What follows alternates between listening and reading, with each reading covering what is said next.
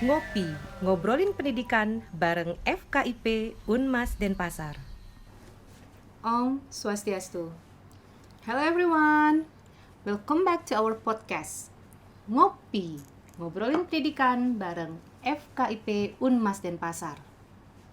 Gak terasa sudah masuk edisi keempat ya. Dan kali ini saya sudah kedatangan dua teman ngobrol. Seru nih, kami bertiga. Hari ini ada Pak Dewo Bambang dan Miss Dian. Halo Pak Dewo, Miss Dian. Halo Bu Dwi. Apa kabar? Hey Bu. Baik. Are you guys okay? Ya. Ready to be my teman ngobrol saya? Siap Bu. Alright. Ya, supaya generasi kita pada tahu nih, siapa sih Pak Dewo dan siapa sih Miss Dian? Yuk kita cari tahu dulu.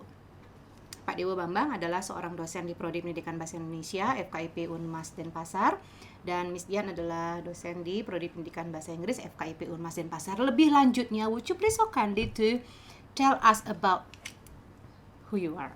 Oke, start from Pak Dewo Bambang, silakan Pak. Oke, terima kasih Bu Dwi. Perkenalkan, nama saya Dewo Gede Bambang Erawan. Saya salah satu dosen di program studi Pendidikan Bahasa dan Sastra Indonesia, Fakultas Keguruan dan Ilmu Pendidikan, Universitas Mahasiswati Denpasar. Sudah Bu? Oke, nanti kulik lagi ya Pak ya. Oke, siap. Miss Dian, silakan Miss. Oke, halo semuanya. Perkenalkan, nama saya Nilu Putu Dian Sawitri dan saya juga salah satu staf pengajar dosen di jurusan pendidikan bahasa Inggris ya di FKIP Unmas Denpasar. Oke, ada yang menarik nih dari dua teman ngobrol saya kali ini. Pak Dewo Bambang, even though meskipun beliau seorang dosen pendidikan Bahasa dan Sastra Indonesia, ternyata beliau getol ya. Baik itu di bidang sastra, seni pertunjukan, bahkan seni daerah ya Pak ya. Jadi Pak Dewo Bambang tuh jago puisi, juga jago nari, nopeng ya Pak ya. Kok bisa Pak? Apa kaitannya antara seni-seni itu dengan jadi dosen pendidikan Bahasa dan Sastra Indonesia loh? Wah, kalau dibilang jago sih tidak Bu ya. Menurut saya jago Pak.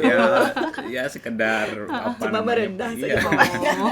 Kayak gini saja Bu, ekstrakurikuler saja. Mungkin ini tidak bisa dilepaskan dari peranan orang tua saya ya. Kebetulan saya juga dari Gianyar yang notabene lingkungan saya memang seperti itu, jadi seni ya.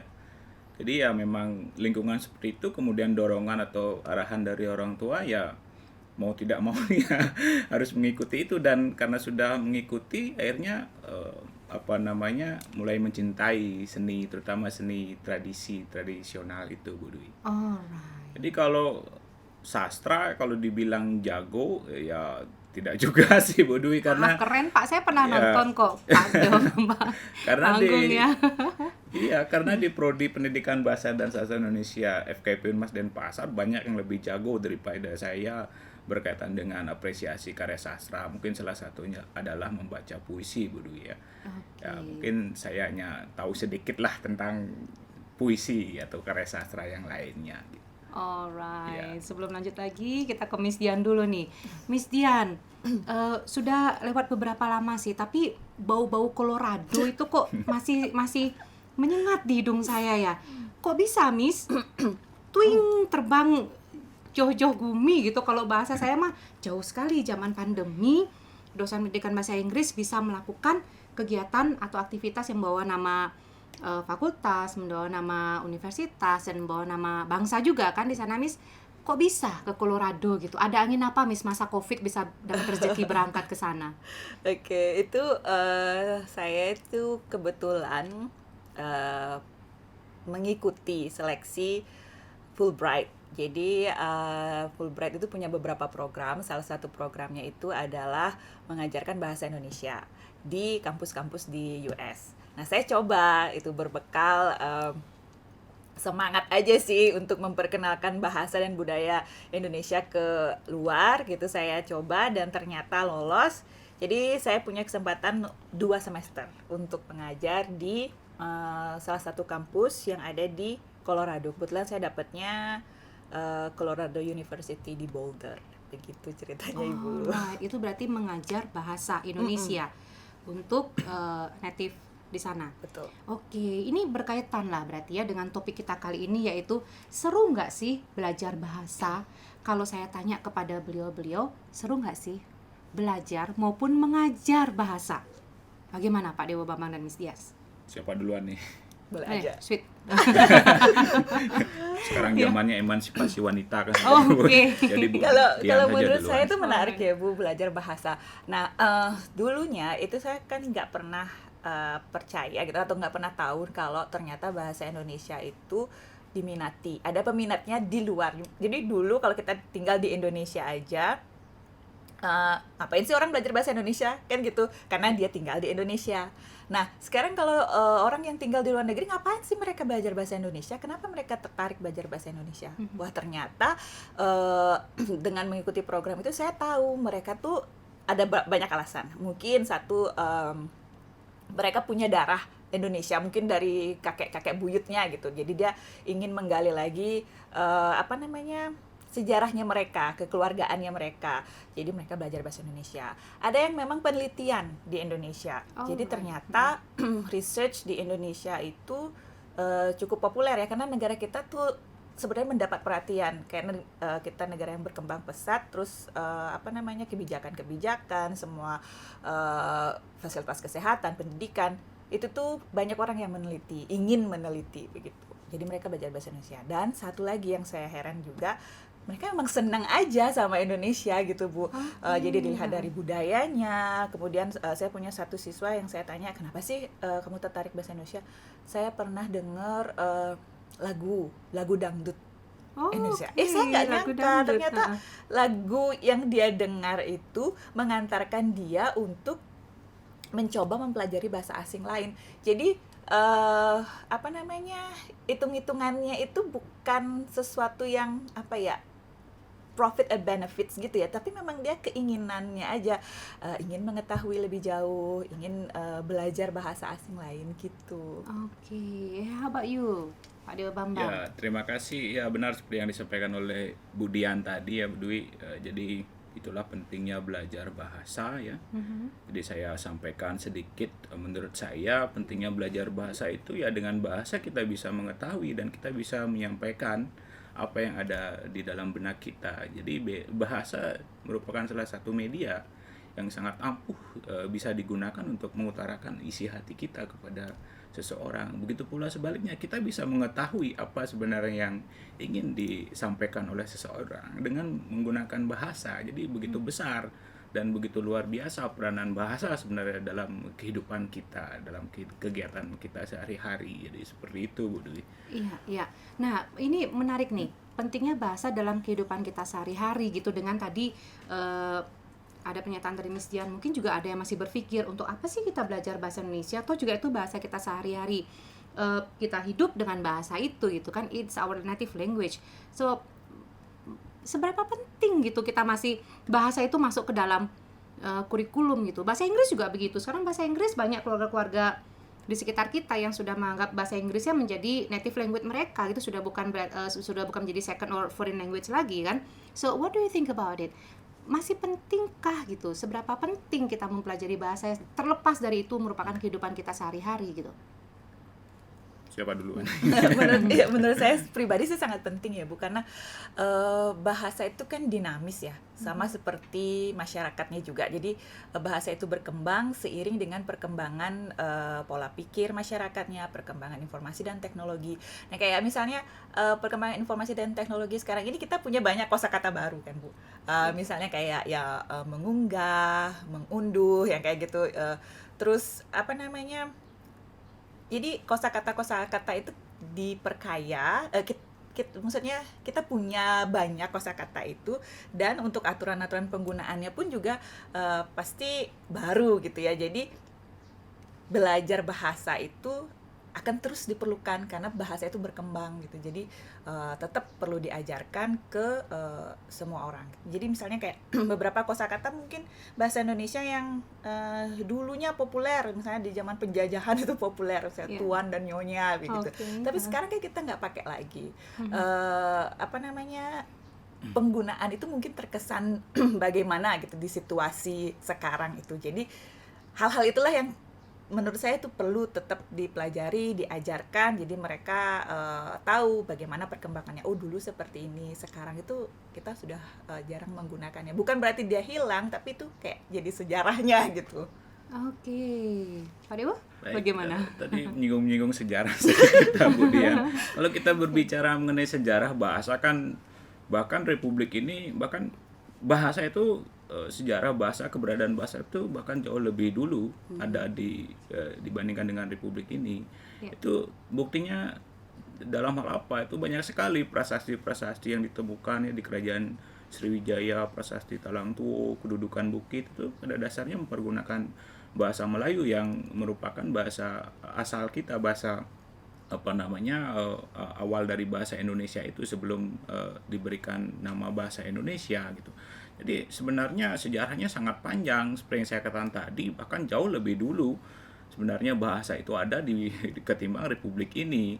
Ya terlepas dari itu ya sejarah keberadaan bahasa Indonesia, tapi yang penting menurut saya yang perlu disampaikan kepada siapapun itu, ini setiap saya mengajar saya sampaikan ini kepada mahasiswa saya.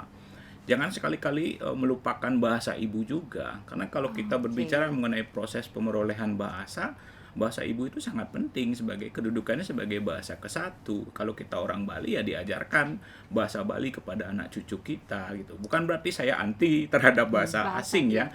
Bukan berarti seperti itu, tapi penelitian memang sudah membuktikan ada anak yang diajari bahasa ibu di lingkungan keluarganya, kemudian ada anak yang tidak diajari sama sekali bahasa ibu di lingkungan keluarganya. Ternyata kemampuan kognitifnya lebih besar, lebih bagus anak yang diajari bahasa ibu di lingkungan keluarganya. Dan itu sekaligus supaya slogan di Bali ini kan ada istilah ajak Bali ya. Salah satu aspek yang bisa kita ajakkan itu adalah bahasa. Kalau kita bukan kita siapa lagi, karena kita orang Bali kan seperti itu.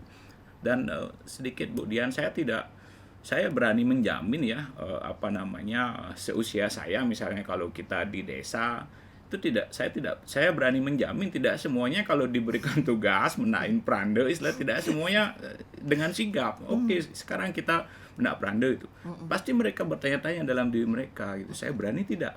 Ya, kan apa yang menyebabkan hal itu? Karena penguasaan mereka, kemampuan mereka dalam berbahasa ibu khususnya bahasa Bali itu kurang. Itulah yang menyebabkan kepercayaan diri itu tidak tumbuh. Jadi bahasa Bali, bahasa ibu itu penting ya.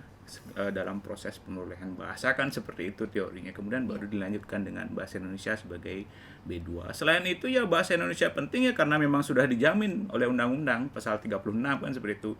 Bahasa kita betul. Adalah bahasa Indonesia, dan kita bisa bayangkan bagaimana perjuangan tokoh pemuda pada waktu itu ya, bagaimana ini caranya mempersatukan Nusantara yang kita ini mau merdeka. Salah satu cara yang dapat digunakan untuk memerdekakan itu adalah menyatukan visi dan misi dengan bahasa.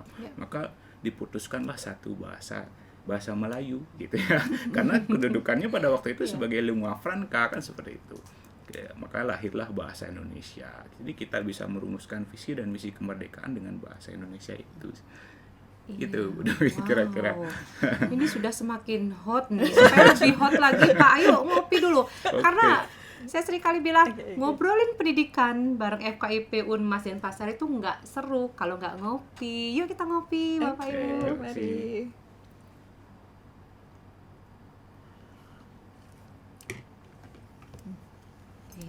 Ngopi sekarang nih udah ada sponsornya. Oh iya. Mudah-mudahan syuting berikutnya ada sponsor lagi ya. Oke. Balik lagi nih Pak.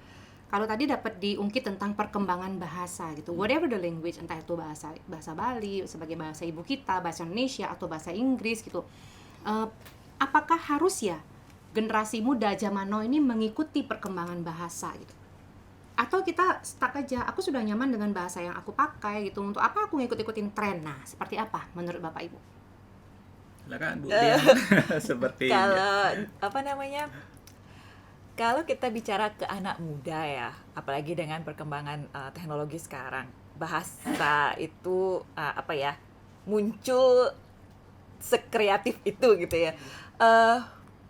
Mau nggak mau mereka itu kayak ikutan gitu, langsung secara sadar atau tidak dia kayak ikut juga. Misalnya istilah-istilah kata-kata baru ya. Misalnya yuk jadi kui ya, gitu ya. kayak kui, kemudian bestie atau apa iya. dan kata-kata yang memang sering dia temukan di sosial media gitu misalnya. Karena mereka sering melihat, mendengar, itu mungkin secara tidak sadar itu juga mereka menggunakannya di kehidupan sehari-hari. Terus kalau ditanya apakah penting atau tidak mereka mengikuti tren kebahasaan itu, menurut saya penting nggak penting sih Ibu ya, karena di satu sisi kan mereka kayak ingin diterima gitu, ingin diterima sama teman-temannya atau ingin mengikuti juga tren yang sedang berkembang. Kemudian kalau nggak pentingnya itu ya apa namanya signifikansi gitu, maksudnya dia kan tidak mempengaruhi apa sih, orang tuh masih bisa paham walaupun dia pakai bahasa yang baku atau yang normal tanpa ada embel-embel apa namanya bahasa tren itu masih bisa dipahami kok gitu. Nah jadi menurut saya itu akan kembali ke pribadinya mereka masing-masing. Jadi kalau misalnya itu untuk apa ya, kayak let's say berterima dengan komunikasi teman sebaya gitu, nggak masalah sih Bu menurut saya. Kalau kemudian memang itu merupakan, let's say mereka mengikuti tes bahasa Indonesia gitu ya, atau mengarang gitu, membuat essay, pastinya dia tahu pilihan bahasa yang harus digunakan dan yang tidak harus digunakan kayak gitu. Menurut saya. Bagaimana menurut Pak Dewa? Ya, Apakah anak muda tuh emang harus mengikuti tren perkembangan bahasa saat ini? Ya, kalau kita berbicara mengenai perkembangan bahasa kan harus dilihat dulu sekarang konteksnya kan seperti apa kan seperti itu. Kalau kita berbicara perkembangan bahasa dalam konteks bahasa Indonesia kan memang seperti itu, bahwa bahasa Indonesia salah satu sifat atau karakter itu kan fleksibel dan luas. Jadi bahasa Indonesia terus berkembang. Jadi tidak mentok seperti bahasa yang lain misalnya. Untuk apa sih sebenarnya tujuan perkembangan itu? Untuk penyempurnaan bahasa Indonesia itu sendiri. Tapi kalau kita berbicara mengenai konteks perkembangan bahasa, misalnya konteksnya itu lebih mengarah kepada variasi bahasa, menurut saya itu hal yang sah-sah saja. Jadi, seperti yang Bu Dian katakan tadi, kita harus melihatnya dari dua sisi. Sisi yang pertama ya memang akan secara tidak langsung akan berpengaruh terhadap eksistensi dari bahasa Indonesia dalam konteks bahasa Indonesia yang baik dan benar. Tapi kalau kita lihat sekarang dari sisi yang lain, khususnya bagi peneliti bahasa dan kita sebagai peneliti bahasa, pembelajar bahasa, ya itu memang menjadi hal yang sangat penting untuk dikaji kan seperti itu. Jadi kita harus melihat dari dua sisi seperti itu. Di perkembangan bahasa kalau kita lihat secara variasi bahasa ya kan memang dari dulu memang seperti itu. Ada istilah prokem ya kan, prokem sampai kemudian diganti dengan istilah bahasa gaul, ya sah-sah saja itu. Ya mungkin seperti yang disampaikan oleh Bu Dian untuk menyatakan diri mereka, untuk mengekspresikan diri mereka, ya boleh-boleh saja. Apalagi di dalam karya sastra misalnya, kalau itu terlalu dipatok ya kan tidak seperti itu, karena sastra kan mempunyai ragam bahasa tersendiri juga Bu Dwi ya. Tapi kalau kita berbicara bahasa Indonesia yang baik dan benar ya tidak boleh seperti itu ya kan. Nah, jadi seperti itu menurut saya Bu Dwi. Oke, betul sekali kalau tadi dikatakan bahasa gaul gitu ya, atau bahasa yang sedang tren, untuk mereka ingin menunjukkan eksistensi mereka gitu. Kita ingin menunjukkan bahwa aku ikut tren loh, aku gaul loh gitu. Tapi terkadang ada beberapa kata atau frasa yang mereka ungkapkan, bisa jadi mereka nggak tahu kalau itu maknanya kurang baik gitu, atau bermakna negatif. Tapi karena itu tren dan teman sebayanya juga menggunakan bahasa itu, jadi mereka merasa B aja. Nothing's wrong with the language that I use kan begitu. Siapa sih yang seharusnya melakukan kontrol atas hal itu gitu? Kita sebagai guru, sebagai pendidik di sekolah kan tidak bisa mengontrol mereka 100%. Apakah guru, apakah orang tua di rumah, atau lingkungan sekitarnya? Bagaimana ini Pak, kontrol terhadap perkembangan bahasa anak-anak kita itu seperti apa? Kalau saya pribadi melihatnya, saya juga punya anak-anak ya di rumah. Mereka itu sering melihat video di YouTube gitu. Atau video gamers lah bilang ya, orang gamers itu kan bahasanya tuh macam-macam ya Bu, maksudnya ada memang gamers yang tidak menggunakan kata-kata kasar, ada yang memang annoying banget gitu loh bahasanya. Nah kalau saya temukan dia mau nonton itu, saya kasih tahu Bu, maksudnya kok berisik banget sih itu, mending gak usah nonton itu, mending nonton yang ini aja gitu, karena dia lebih sopan dan lain sebagainya. Sebenarnya anak sendiri tuh tahu Bu, ketika dia lihat itu tuh misalnya model bahasa umpatan gitu ya, atau itu adalah bahasa yang digunakan untuk ketika marah atau untuk mengejek orang, itu dia tahu karena dia lihat sama konteksnya waktu nonton video itu. Nah terus kontrol atau reinforcement yang bisa kita berikan sebagai orang tua, misalnya ketika dia menggunakan kata itu, kita bilang apa namanya, feeling kamu ketika mengungkapkan kata itu gimana sih? Kadang-kadang ada yang kayak misalnya anak-anak tuh cuman sekedar ngomong aja, dia tidak bermaksud menyakiti atau tidak bermaksud apa namanya menggunakan kata itu untuk menghina kayak gitu ya. Jadi kayak itu adalah kata baru yang dia pelajari, kemudian dia mengungkapkannya, dia mereka sambil ketawa-ketawa gitu misalnya. Nah, berarti reinforcement yang kita bisa bilang ketika mereka menggunakan kata belajar kata baru itu, kita sebagai orang tua lihat itu tuh apa namanya, kadang-kadang ada yang misalnya ketika anak kecil itu baru belajar kata yang anggaplah kasar, itu malah diketawain gitu ya. Iya, Jadi iya. kayak kita nganggapnya remeh gitu ya, remeh, ketawa, terus anak itu akan berpikir, oh berarti ini kata yang nggak apa-apa nih kalau Lucu ya, lucu gitu. ya, bikin orang ketawa kalau saya Iya. ungkapkan sering-sering. Nah jadi mungkin di situ ya kontrol orang tua, mungkin orang tua tuh keluarga itu termasuk ya nenek kakek atau siapapun yang ada di sekitarnya itu ketika menemukan mereka mengungkapkan kata itu, karena mungkin saja memang mereka memang tidak tahu maknanya seperti yang Bu Dwi bilang. Jadi kita kasih tahu kalau kamu nonton di video itu dia biasanya mengungkapkan atau menggunakan kata itu untuk apa sih. Terus itu menjadi tugas kita ya, jadi orang tua kemudian keluarga, kita harus punya visi lah sama satu keluarga yang dekat dengan anak-anak itu, apa yang boleh, apa yang nggak boleh diucapkan. Tapi sebenarnya anak-anak kan peniru ya, kalau kita orang tuanya tidak pernah menggunakan bahasa itu, tentu dia juga nggak akan terbiasa menggunakan bahasa-bahasa itu. Cuman sekedar pengetahuan aja, oh mereka tahu itu model bahasa apa, digunakan pas kapan. Jadi kalau pas bicara dengan orang tua atau dengan teman-temannya nggak perlu digunakan bahasa itu gitu. Oke, berarti kontrol orang tua ya, Miss ya. Sangat penting di sana. And how about you? What do you think about it, Pak? Siapa sih yang seharusnya memegang kontrol atas hal itu gitu? Baik, kalau menurut saya itu tidak bisa dilepaskan dari yang namanya motivasi, Bu Dwi ya. Jadi motivasi itu kan ada dua, ada yang bersifat internal, ada yang eksternal. Kalau eksternal tersebut ya seperti yang disampaikan oleh Bu Dian tadi, kontrol, bimbingan atau arahan dari orang tua, lingkungan sekitar, termasuk penyuluh bahasa itu sangat penting ya. Mungkin karena ada motivasi yang sifatnya eksternal seperti itu, maka muncul motivasi yang dari dalam diri anak-anak itu sendiri, bahwa kita ini atau saya ini orang Indonesia ya, saya wajar mempergunakan bahasa Indonesia ya dengan baik dan benar sesuai dengan konteks kebahasaan itu sendiri. Jadi misalnya kalau berbicara dalam konteks keseharian ya mungkin saja ya masih diperkenankan, diperbolehkan, asalkan ya memang harus diperhatikan agar jangan sampai nanti mengujarkan hal-hal yang bersifat negatif seperti ujaran kebencian, kemudian ada hoax dan seterusnya. Ya, Ya, betul sekali. itu saja. Betul, walaupun gini Pak, sekarang kontrol oke lah kita sebagai orang tua di rumah, lalu atau lingkungan sekitar anak-anak kita gitu kan, baik kakek, nenek, om, tante maupun teman sebayanya. Bagaimana dengan peran guru Pak terhadap kontrol bahasa itu sendiri? Apakah kita juga bisa ayo kasihlah peran pada guru untuk mengambil andil dalam hal itu gitu, seperti apa Pak?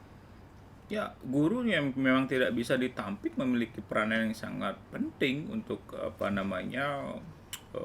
memberikan pengarahan-pengarahan, penyuluhan-penyuluhan kepada peserta didik seperti ini loh cara berbahasa Indonesia yang baik dan benar, kan seperti itu. Ya. Apalagi di era yang tidak dalam tanda petik merdeka seperti saat ini ya. Jadi kebebasan untuk menyampaikan pendapat, argumentasi itu kan memang diberikan kebebasan yang sepenuhnya, tetapi tetap harus ada kontrol. Di sanalah peranan dari seorang guru atau pendidik gitu. Apalagi kalau guru atau guru yang mengajar bahasa Indonesia perlu ditekankan gitu. Bahasa-bahasa bagaimana yang layak untuk dipergunakan dalam konteks acara yang formal, kemudian acara yang semi formal seperti apa. Seperti sekarang misalnya ini mungkin sifatnya semi formal Bu ya. Iya. Mungkin masih bisa ditoleransi, jadi tidak mutlak mempergunakan bahasa Indonesia yang baik dan benar ya. Tetapi guru memiliki peranan yang sangat penting. Nah, di sanalah pentingnya menjadi seorang guru pendidikan bahasa gitu. Jadi di sanalah kontribusi kita. Di satu sisi ya kita memberikan manfaat kepada generasi muda, di sisi yang lain kita juga berkontribusi kepada bangsa dan negara, kan seperti itu kira-kira. Menarik juga ini ya. Bagaimana Miss? Sependapat nggak dengan Pak Dewa Bambang nih? Iya, betul. Saya sependapat ya. Jadi apa namanya, guru kan memang sudah di perannya di sekolah ya. Jadi kalau kita lihat di sekolah tuh berapa jam sih dia ketemu sama si siswa ya. Nah, di waktu yang singkat itulah seharusnya guru tuh bisa menginspirasi gitu kan. Misalnya guru bahasa, entah itu penggunaan bahasa, apa namanya, kapan digunakan bahasa-bahasa kosakata ini, kapan yang itu. Terus kalau misalnya dari pengalaman saya mengajar BIPA, bahasa asing, bahasa Indonesia bagi penutur asing, kita kan pasti selalu ngajar yang baku ya, maksudnya yang dikenalkan pertama pasti yang baku.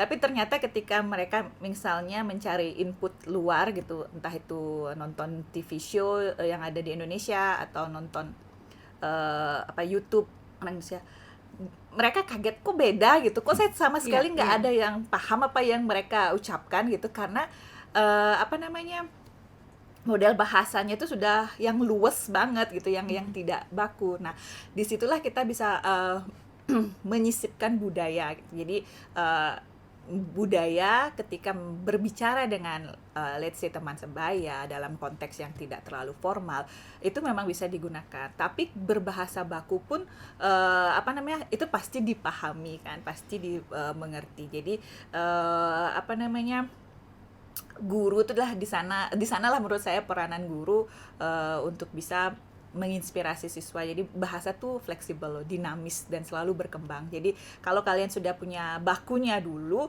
mau yang variasi bagaimanapun sepertinya mudah dipahami atau mudah dipelajari gitu. Nah, itu menarik juga ini ya. Karena apa?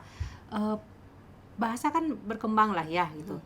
Apakah perkembangan bahasa ini berimplikasi Pak terhadap pembelajaran atau pengajaran bahasa kita di kelas itu, baik sebagai seorang guru bahasa Indonesia maupun seorang guru bahasa Inggris gitu? Bagaimana sebaiknya seorang guru itu menyikapi hal itu terhadap tren bahasa yang ada di generasi zaman now itu gitu? Ya, kalau kita berbicara mengenai perkembangan bahasa, ya seperti yang saya katakan di awal tadi, bahwa memang mutlak harus terjadi perkembangan itu. Dan menyambung tadi pernyataan dari Bu Dian, selain kita mengajarkan apa namanya, bahasa Indonesia khususnya dalam konteks kebakuan, ejaan dan seterusnya, kita juga perlu menurut saya apa namanya, menginformasikan, menyampaikan ada loh varian-varian atau variasi bahasa yang tidak baku, dan itu menurut saya wajar untuk diperkenalkan kepada pembelajar bahasa. Tujuannya apa? Agar mereka bisa memahami dan tidak melakukan bahwa ini loh yang benar, ini loh yang tidak benar. Jadi dalam konteks formal saya harus menggunakan bahasa Indonesia yang baik dan benar. Dalam konteks semi formal atau non formal ya bisa mempergunakan bahasa Indonesia yang tidak baku kan, seperti itu. Jadi peranan guru di sana ya penting gitu. Jadi menurut saya seperti itu, Bu Dwi ya. Harus diimbangi dalam pembelajaran juga berarti. Iya, harus tetap diinformasikan kepada peserta didik bahwa bahasa Indonesia itu seperti itu, belajar bahasa itu ya seperti itu kira-kira ya. Oke, bagaimana Miss? Ya, jadi betul sekali, perkembangan bahasa itu harus tetap kita ikuti, kita lihat, kita pantau, dan nanti itu akan menjadi bahan kita untuk ngajar. Jadi kita tahu, misalnya dulu loh zaman saya kata yang sudah tergolong keren itu ini. Tapi sekarang tuh sudah nggak selalu digunakan kan. Jadi mereka bisa lihat, oh iya benar, kata-kata itu saya nggak pernah dengar. Yang sekarang saya dengar tuh ya kata-kata yang sekarang lagi ngetren gitu kan. Misalnya apalah itu jenis-jenis kata-katanya. Jadi disitulah kita bisa menunjukkan ke siswa, ke pembelajar bahasa bahwa yang kekal itu ya perubahan. Tapi apa namanya, gimana kita bersikap itu ya tergantung pribadi kita ya. Jadi kita bisa mengikuti, kita apa namanya, kita tahu kita mengikuti, tapi kita bisa memilah kapan kita menggunakan, kapan kita tidak menggunakan, kayak gitu. Oke, itu ada kata kunci yang kekal itu adalah perubahan. Seperti bahasa juga mengalami perkembangan, bergantung dari apa sih yang sekarang sedang tren. Bahasa yang dulu zaman kita mungkin saat itu tren gitu ya, sudah kita dianggap gaul, tapi kali ini sudah nggak digunakan lagi. Kembali lagi, kontrol itu penting terhadap bahasa gitu. Kalau saya boleh tanya lagi nih pada Miss Dian dan Pak Dewo Bambang, sebagai lembaga gitu ya, pendidikan bahasa Inggris maupun Pendidikan Bahasa dan Sastra Indonesia yang mencetak seorang calon-calon guru, apa sih yang bisa diberikan oleh prodi-prodi yang ada di FKIP Unmas ini Pak terkait dengan mencetak seorang calon guru, baik guru bahasa Indonesia maupun guru bahasa Inggris? Ya, mungkin saya duluan ya, Oke, kemudian siap. supaya tidak lupa nanti faktor U ini masalah. Faktor. Baik, saya sampaikan bahwa program studi pendidikan bahasa dan sastra Indonesia FKIP Unmas Denpasar itu bukan hanya mencetak guru saja, guru pendidikan bahasa dan sastra Indonesia saja, tapi lebih daripada itu, yang kuliah di sini di program studi pendidikan bahasa dan sastra Indonesia bisa menjadi berprofesi nanti sebagai seorang jurnalis. Iya, baik. karena kami Betul, juga betul. dan kebetulan saya yang mengajar mata kuliah yang berkaitan dengan dunia kejurnalistikan gitu. Kemudian selain menjadi seorang jurnalis, program studi pendidikan bahasa Indonesia bahasa dan sastra Indonesia juga nanti bisa memiliki peluang sebagai seorang penulis, sebagai seorang sastrawan gitu. Kemudian bisa juga berprofesi sebagai seorang peneliti atau pengkaji bahasa dan kesastraan tentunya Bu Dwi. Ya selain yang memang utamanya ya menjadi seorang pendidik atau guru bahasa dan sastra Indonesia. Jadi seperti itu. Jadi kalau kita mengajarkan bahasa dan sastra Indonesia, kalau terutama yang bahasa yang baku Bu ya. Jadi ya awal-awalnya pasti kita akan merasa terasing atau diasingkan dan kita akan merasa risih dengan, tetapi seperti yang disampaikan oleh Suhokgi, jadi lebih baik diasingkan daripada harus larut dengan kemunafikan, kira-kira seperti itu. Ini mantap jadi nih. supaya ada sedikit lah.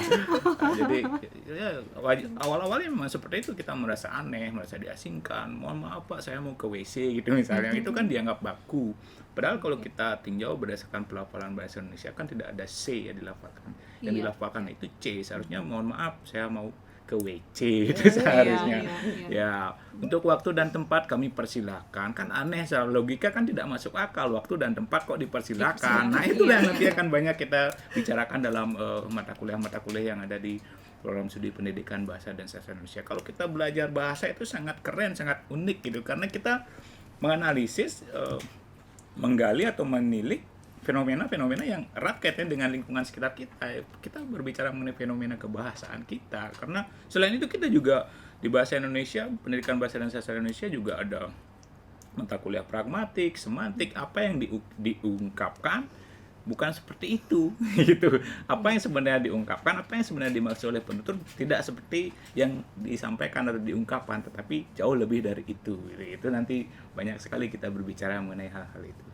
Ya, Wah, itu seru Bu ya Dwi. Pak ya. Iya. Jadi nanti kalau ada yang tertarik nih belajar apa sih makna di balik pernyataan itu, wah pasti akan ketemu Pak Dewo Bambang ya.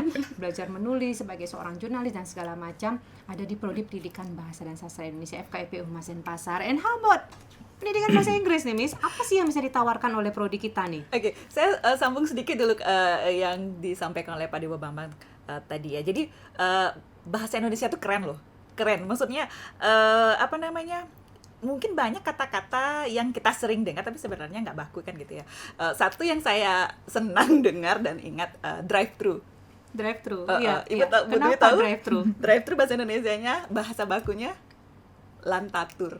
Oh, Bagus right. Bu, maksudnya saya suka. Jadi maksudnya ada banyak memang yang kita tidak ketahui, dan sebenarnya bahasa Indonesia tuh keren gitu. Saya suka suaranya, saya suka istilahnya. Terus kenapa kita nggak gunakan gitu kan? Kenapa kita nggak gunakan? Jadi mungkin semakin banyak orang yang menggunakan. Kayak misalnya PowerPoint, kita biasalah tahu semua PowerPoint, tapi sebenarnya bisa salin dia gitu. Nah, jadi kita di bahasa Inggris, jadi selain kita tahu teori pengajaran bahasa Inggris, teknik-teknik mengajar bahasa Inggris. Nah, seperti yang saya ceritakan di awal, kalau memang ingin memperkenalkan bahasa dan budaya kita keluar, itu bisa juga. Jadi karena kita punya BIPA bahasa Indonesia bagi penutur asing, jadi pilihan karirnya tuh lebih banyak gitu ya. Maksudnya nggak cuma guru aja gitu, atau pengusaha aja, entrepreneur gitu, tapi bisa juga selain memperkenalkan bahasa dan budaya, kita menambah atau memperluas jejaring kita ke luar dengan modal bahasa Indonesia yang baik dan benar begitu. Wah, seru banget nih ya. Berarti bisa disimpulkan nggak nih Bapak Ibu nih? Belajar bahasa itu seru loh gitu. Can we say that? Bisa. Belajar bahasa Indonesia tuh belajar bahasa, semua bahasa ya. Jadi memang seperti yang sudah disampaikan dulu, bahasa ibu dulu kita tahu, kita pelajari, terus gunakanlah bahasa Indonesia yang baik dan benar, pelajarilah bahasa asing kan gitu, Bu. Wah. Jangan Tahu bahasa ibu dan mau menggunakan bahasa ibu, pelajarilah bahasa Indonesia yang baik dan benar dan mau menggunakannya, dan juga mempelajari bahasa asing. Itu bisa menjadi modal kita ya. Tidak hanya untuk modal kita sebagai seorang penutur bahasa, tetapi bisa berprofesi di sana. Jika generasi muda milenial kita, yuk daftar di program studi pendidikan bahasa dan sastra Indonesia, begitu pula di program studi pendidikan bahasa Inggris FKIP Unmas Denpasar. Nggak terasa nih, ngopi dulu yuk. Ngopi sambil ngopi. Wah, ketika kita ngobrolin bahasa itu nggak habis-habisnya lah Pak ya. Ya, benar. Apalagi mengkaitkan perkembangan bahasa dengan pembelajaran di kelas itu seperti apa gitu. Seru banget obrolan kita kali ini, dan terima kasih banyak Pak Dewo Bambang, Miss Dian sudah berkenan hadir sebagai teman ngobrol saya di edisi keempat Ngobrolin Pendidikan bareng FKIP Unmas Denpasar. Ketemu lagi di edisi berikutnya bersama saya Miss Dwi. Bye everyone.